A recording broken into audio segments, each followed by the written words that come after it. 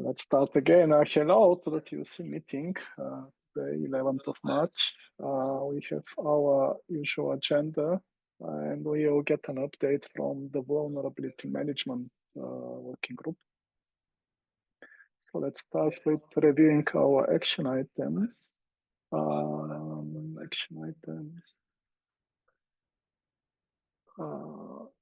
We don't have Chris here or Derek regarding the CLA. I'll transfer this again to this week's action items. But hey, Beyhan, anything I should pass on to Chris in terms of a message? There is an action item on his name regarding setup of easy CLA for the concourse org. I'll get you an update async on that. Okay, great, thanks.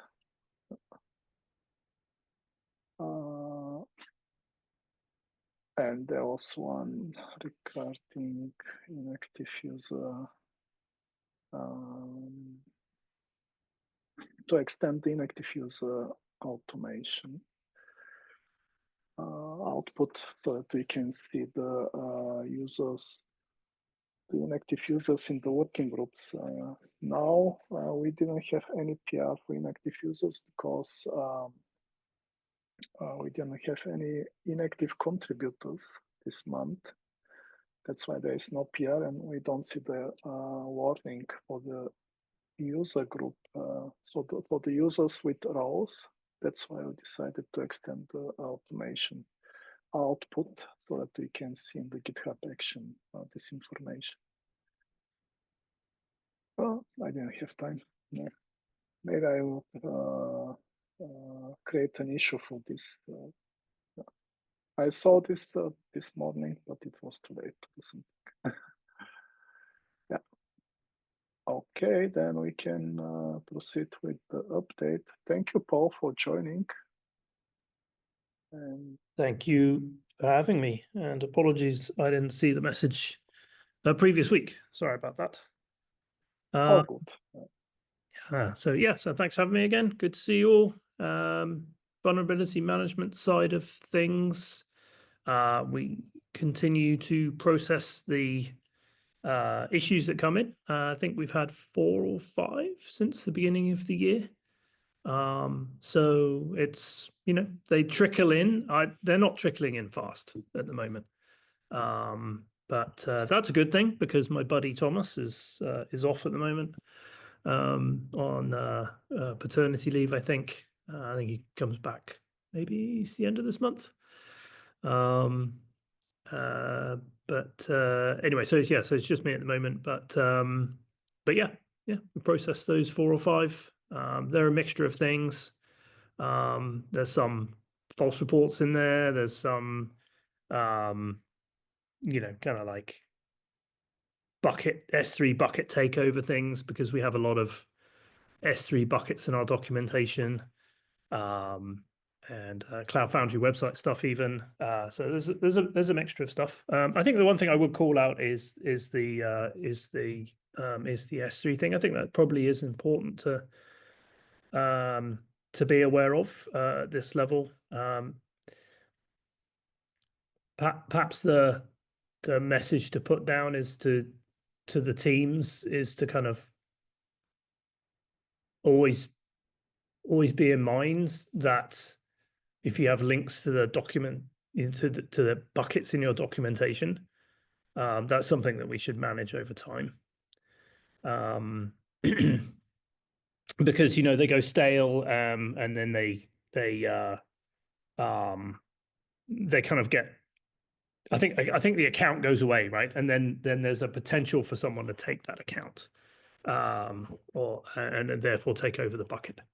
So usually we get those reported to us by good citizens. So it's something that we can recover from them. And I think Amazon just had a very big effort to go through and kind of in some way archive a lot of buckets they know are kind of unowned at the moment.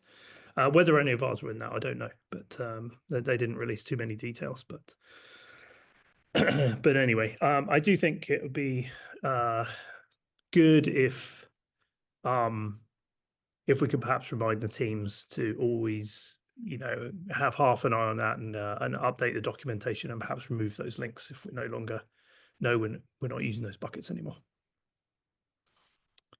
Other than that, that's about the size of it for this time around. Yeah, I think in the case, for example, of we had something in the Windows related repos for the stem cell, and that was just like it was not documentation, but there was like a make file that pointed to an old bucket, but that make file was actually never used in CI, right? So it was like more of a so if someone would come clone that repo and use that make file, they would have a potential issue, right? But because we don't use it in CI. So it's basically don't have stuff laying around that you're not using in CI, right? Because often what you do is you update a bucket reference in other places that you use it actively in CI, because otherwise CI breaks, but then there might be places that you're not aware of that still reference that, right? Like Right. I think that's it. Yeah. So purging those things out when you see them is always going to be a good practice. Yeah. But that's it.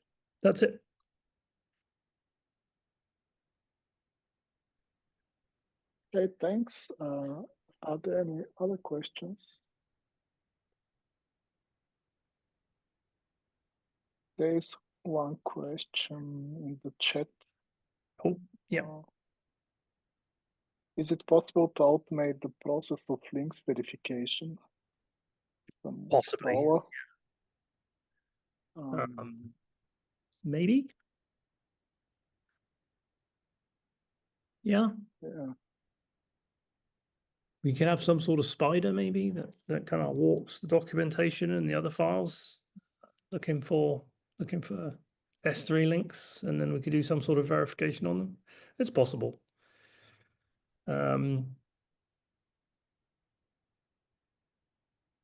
After going through enough of these with you, Paul, the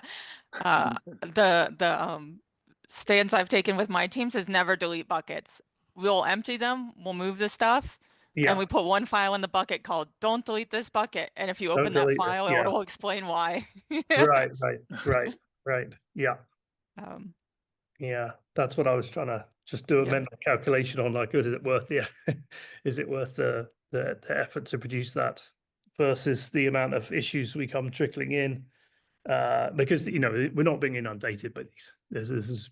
We've had a few of them. Yeah. So I thought it was worthy of a reminder. But I think maybe if it turns into more of an issue, we could look at something like this. Yeah.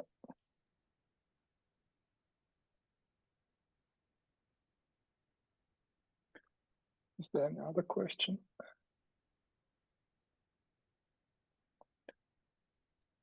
Okay, it doesn't seem to be the case. So then thank you, Paul, for joining and for your time.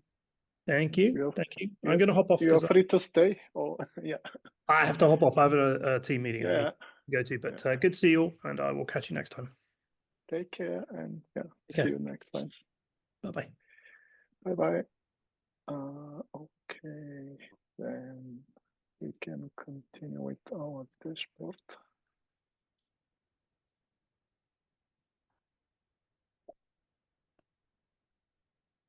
Wow, no PRs. Okay, then we go to the RFCs.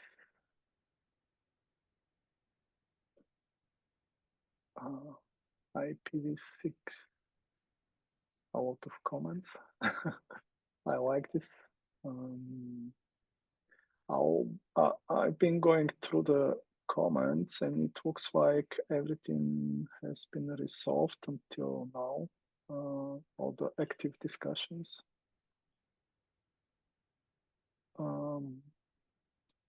I suggest that we start the final comment period here. Okay, if no one's against this.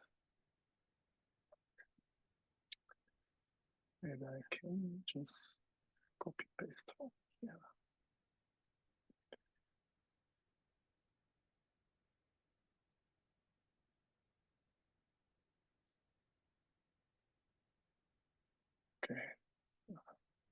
Okay,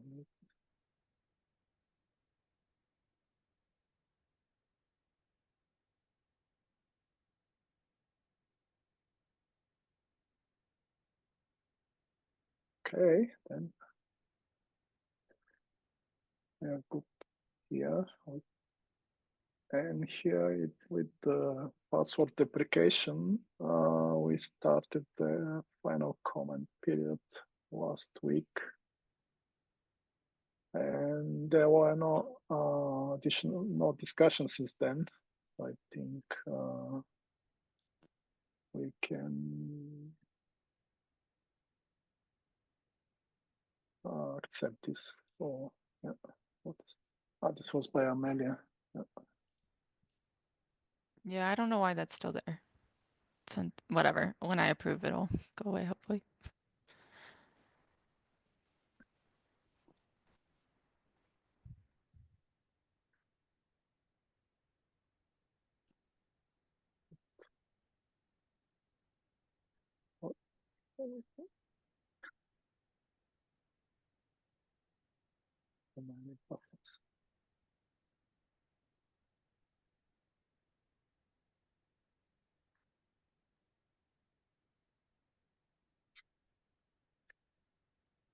Okay, and the action item to generate the number.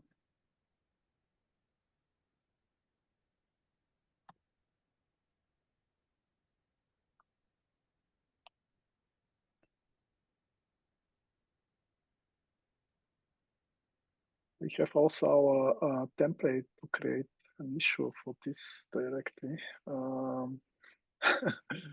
I got the comment that the template is outdated already. So GitHub deprecated the tasks list, so they're switching to sub issues. I will update the template for next time. Let me notice, write this down, otherwise I will forget.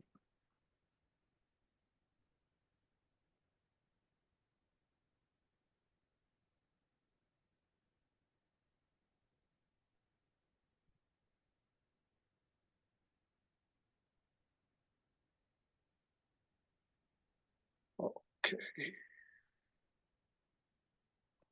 Okay, this is regarding RFCs. One RFC has been completed this week. This is the generic per route features. So there has been delivered with CF deployment 48.1 and CLI 8.10. That's awesome. I didn't realize that work had been done. And now I need to go try it. Yeah, you can define your own routing algorithm. Not your own, but you can configure for your application. We are not there yet. I want to only route to ones that have the word meow in them.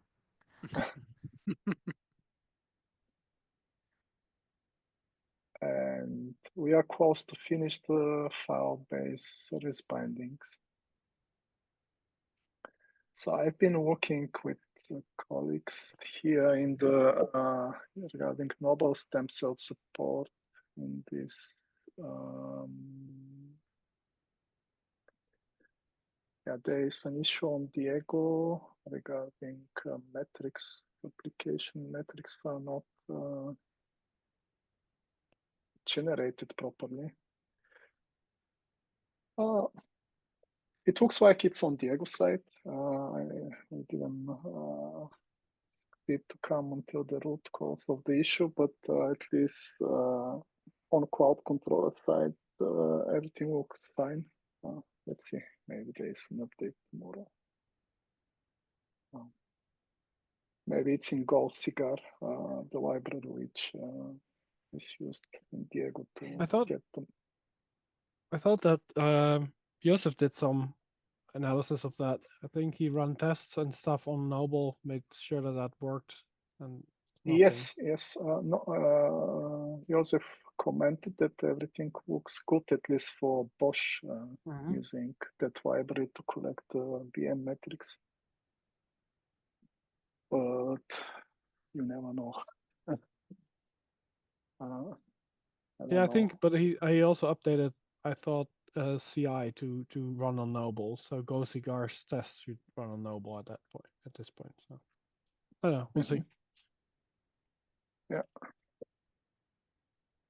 But definitely there is an issue. We tried out on Jammy the same application, and you see the metrics, and just deploying based on Noble, we don't see the metrics for CPU and memory. It's not only memory, it's also CPU. But the test Maybe it runs in the is... cloud now. It doesn't consume any resources anymore. Finally, we got to the Finally. Maybe. Yeah. Okay, this is regarding RFC status on the issues. This one has been completed, Chris. So there was an update in the Slack channel where we've been discussing.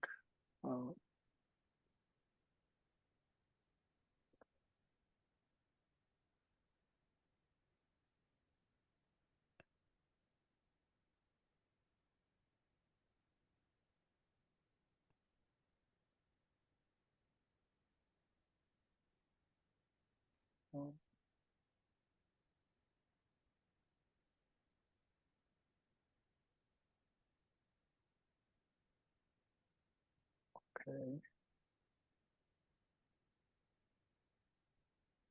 Okay, we are done with the dashboard then. Any other business?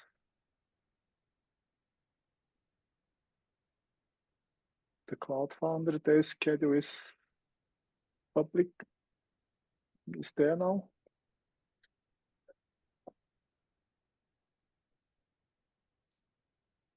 Maybe we can put CloudFoundry North America link.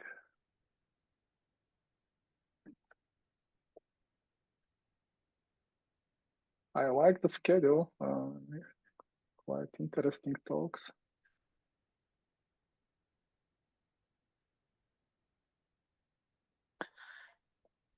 Yeah, we had a tough time fitting in on all of the talks, and a lot of the submissions were great, good quality.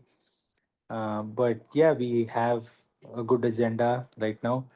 It's a good mix of you know, something old, something new, something borrowed, something AI. Yeah. Which is the best we can hope for right now.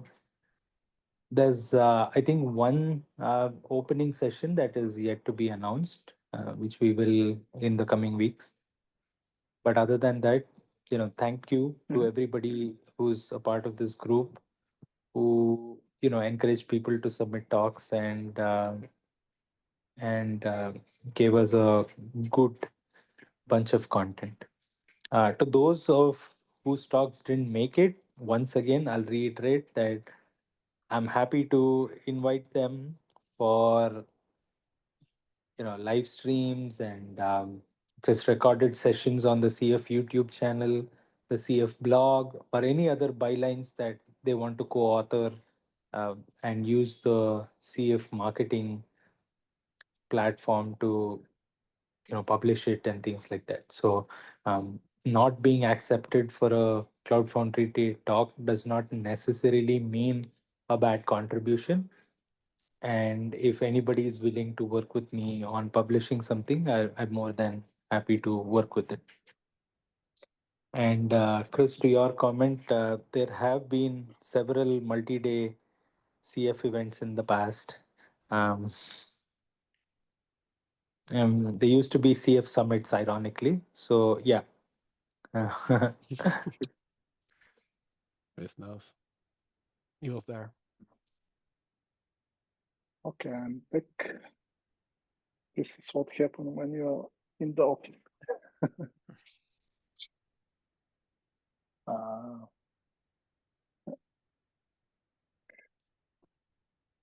Are there any other topics you want to discuss?